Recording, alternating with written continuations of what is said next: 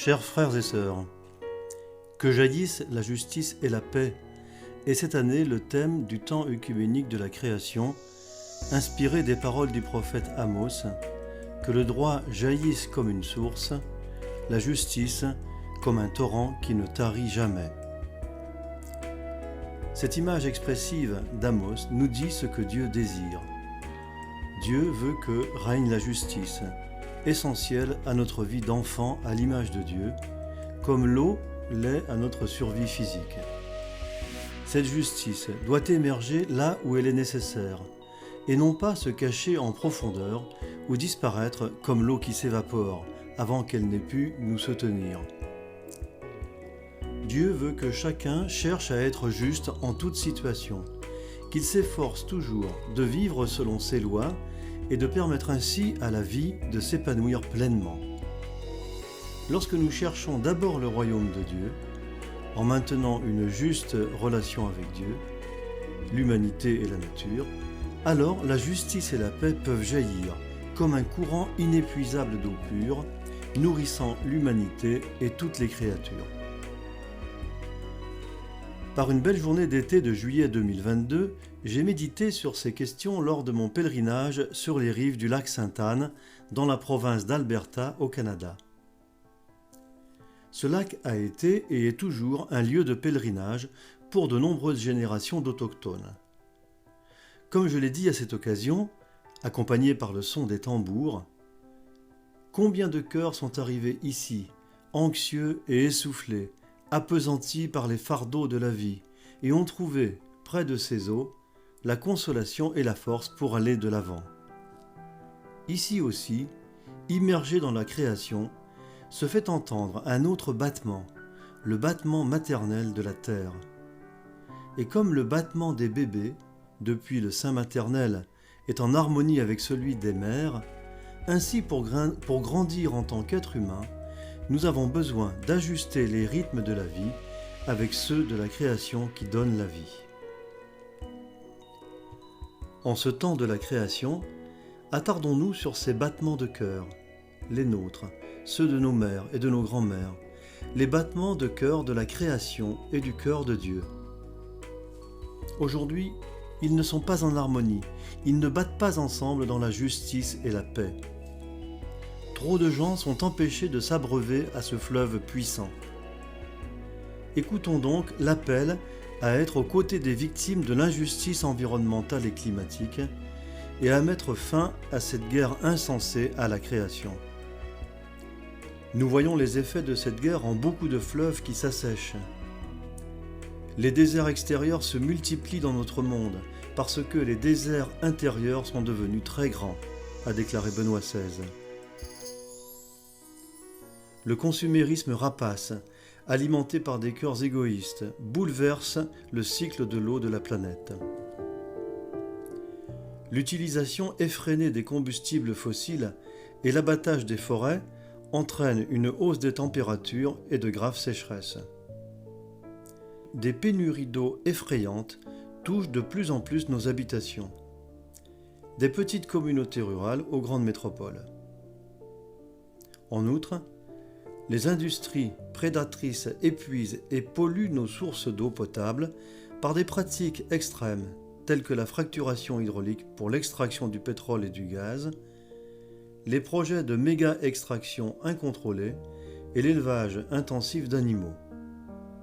Sœur Eau, comme l'appelle saint François, est pillée et transformée en marchandise sujette aux lois du marché. Le groupe intergouvernemental sur l'évolution du climat, le GIEC, affirme qu'une action urgente pour le climat nous permettrait de ne pas manquer l'occasion de créer un monde plus durable et plus juste. Nous devons empêcher les pires conséquences de se produire. Il y a tant de choses que l'on peut faire. Si, comme autant de ruisseaux et de torrents, nous finissons par nous réunir en un puissant fleuve pour irriguer la vie de notre merveilleuse planète et de notre famille humaine pour les générations à venir. Joignons nos mains et accomplissons des pas courageux pour que la justice et la paix coulent sur toute la terre. Comment pouvons-nous contribuer au puissant fleuve de la justice et de la paix en ce temps de la création ? Que pouvons-nous faire, en particulier en tant qu'Église chrétienne, pour restaurer notre maison commune afin qu'elle grouille à nouveau de vie ? Nous devons décider de transformer nos cœurs, nos modes de vie et les politiques publiques qui régissent nos sociétés. Tout d'abord, contribuons à ce puissant fleuve en transformant nos cœurs. C'est essentiel pour que toute autre transformation puisse commencer. C'est la conversion écologique que Saint Jean-Paul II nous a exhortés à entreprendre. Le renouvellement de notre relation avec la création, de sorte que nous ne la considérions plus comme un objet à exploiter, mais que nous la chérissions comme un don sacré du Créateur. Donc, rendons-nous compte qu'une approche d'ensemble exige que nous pratiquions le respect écologique selon 4 directions. Envers Dieu, envers nos semblables d'aujourd'hui et de demain, envers l'ensemble de la nature et envers nous-mêmes. En ce qui concerne la première de ces dimensions, Benoît XVI a identifié un besoin urgent de comprendre que la création et la rédemption sont inséparables. Le Rédempteur est le Créateur, et si nous n'annonçons pas Dieu dans cette grandeur totale qui est la sienne, de Créateur et de Rédempteur, nous dévalorisons également la rédemption. La création fait référence au mystérieux et magnifique acte de Dieu qui consiste à créer cette majestueuse et belle planète et cet univers à partir de rien, ainsi qu'au résultat de cet acte toujours en cours que nous expérimentons comme un don inépuisable. Au cours de la liturgie et de la prière personnelle dans la grande cathédrale de la création, nous nous souvenons du grand artiste qui crée tant de beauté et nous réfléchissons au mystère du choix amoureux de créer le cosmos. Deuxièmement, nous contribuons à l'écoulement de ce puissant fleuve en transformant nos modes de vie. Partant de l'admiration reconnaissante du Créateur et de la création, repentons-nous de nos péchés écologiques, comme le dit mon frère, le patriarche œcuménique Bartholomée. Ces péchés blessent le monde naturel et aussi nos frères et sœurs. Avec l'aide de la grâce de Dieu, adoptons des modes de vie avec moins de gaspillage et moins de consommation inutile, en particulier là où les processus de production ne sont pas durables et sont toxiques. Cherchons à être attentifs le plus possible à nos habitudes et à nos choix économiques, afin que tous s'en portent mieux, nos semblables où qu'ils soient, et aussi les enfants de nos enfants. Collaborons à la création continue de Dieu par des choix positifs, en faisant un usage le plus modéré possible des ressources, en pratiquant une sobriété joyeuse, en éliminant et en recyclant les déchets, et en utilisant les produits et services de plus en plus disponibles qui sont écologiquement et socialement responsables. Enfin, pour que le fleuve puissant continue de couler, nous devons transformer les politiques publiques qui régissent nos sociétés et qui façonnent la vie des jeunes d'aujourd'hui et de demain, des politiques économiques qui favorisent l'enrichissement scandaleux de quelques-uns et la dégradation des conditions de vie du plus grand nombre, signifient la fin de la paix et de la justice. Il est évident que les nations les plus riches ont accumulé une dette écologique.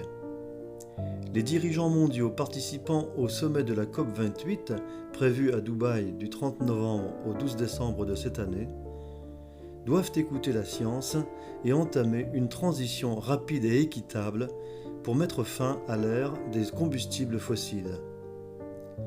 Selon les engagements de l'accord de Paris visant à réduire le risque de réchauffement global, il est absurde de permettre la poursuite de l'exploration et de l'expansion des infrastructures liées aux combustibles fossiles. Élevons la voix pour mettre fin à cette injustice faite aux pauvres et à nos enfants, qui subiront les pires impacts du changement climatique. J'en appelle à toutes les personnes de bonne volonté pour qu'elles agissent en fonction de ces orientations concernant la société et la nature. Une autre perspective parallèle est spécifique de l'engagement de l'Église catholique pour la synodalité. Cette année, la clôture du temps de la création, le 4 octobre, fête de Saint François, coïncidera avec l'ouverture du synode sur la synodalité. Comme les fleuves alimentés par 1000 petits ruisseaux et de plus grands torrents, le processus synodal qui a commencé en octobre 2021 invite toutes les composantes, au niveau personnel et communautaire, à converger en un fleuve majestueux de réflexion et de renouveau. L'ensemble du peuple de Dieu est engagé dans un passionnant chemin de dialogue et de conversion synodale. De même, comme un bassin fluvial avec ses nombreux affluents, grands et petits, l'Église est une communion d'innombrables églises locales, de communautés religieuses et d'associations qui se nourrissent de la même eau. Chaque source apporte sa contribution unique et irremplaçable, jusqu'à ce que toutes confluent dans le vaste océan de l'amour miséricordieux de Dieu. De même qu'un fleuve est une source de vie pour l'environnement qui l'entoure, de même notre Église synodale doit être une source de vie pour la maison commune de tous ceux qui y vivent. Et de même qu'un fleuve donne vie à toutes sortes d'espèces animales et végétales, de même une Église synodale doit donner vie en semant justice et paix dans tous les lieux qu'elle atteint. En juillet 2022, au Canada, j'ai évoqué la mer de Galilée, où Jésus a guéri et consolé beaucoup de personnes et où il a proclamé une révolution de l'amour. J'ai appris que le lac Sainte-Anne est aussi un lieu de guérison, de consolation et d'amour, un lieu qui nous rappelle que la fraternité est véritable si elle unit ceux qui sont éloignés, que le message d'unité que le ciel envoie sur la terre ne craint pas les différences et nous invite à la communion des différences, pour repartir ensemble parce que tous, oui tous, nous sommes des pèlerins en marche. En ce temps de la création, en tant que disciples du Christ dans notre marche synodale commune, vivons, travaillons et prions pour que notre maison commune regorge à nouveau de vie. Que l'Esprit Saint continue de planer sur les eaux et qu'il nous guide pour renouveler la face de la terre.